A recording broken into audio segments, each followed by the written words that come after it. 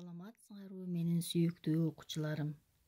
Бүгүнкү өтүлүүчү темабыз Кыргыз Республикасынын эл акыны котормочу Сүйүнбай Эралиевдин туулган күнүнө арналат. Сүйүнбай Эралиев 1921 жылдын 15 октябрында Талас областынын Үчөмчек айылында жарыкка келген. Апасы Разия мүнөзү жумшак аял болгон. Атасы Эралы жөнөкөй колхозчу, негизги кесиби саяпкер.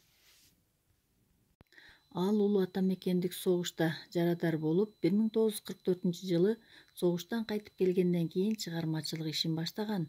1949 биринчи жаңырык, 1950 Туулган жер аттуу жыйнактары жарык көрөт. 1944 жылдан 1951 жылдарга чейин Талас облустук Ленин-Туу газетесинин жооптуу катчысы болгон. Ошондой эле 1984 жылдардан Кыргызстан Жазуучулар союзунун кыргыз акындарынын президенти болгон.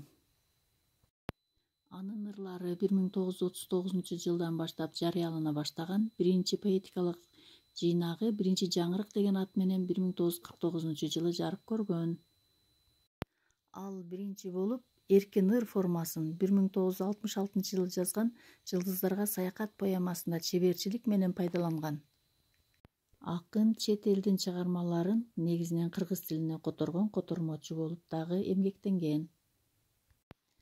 60 жылдардан кийин бир катар лирикалык, публистикалык поэмаларды жазды.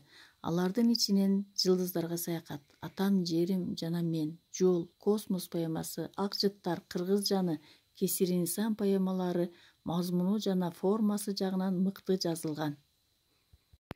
Ошондой эле Түнкү сыр, Уяң жылдыздар, Күндөр, Жайында, Өмүрлөргө саякат, Жол, Сан тоолор, Кыргыз жаны, Биздин сулуулар, Дүйнө сыяктуу бир топ чыгармалары жарыкка чыгат. 1948 жылы Жазуучулар союзунун мүчөсү.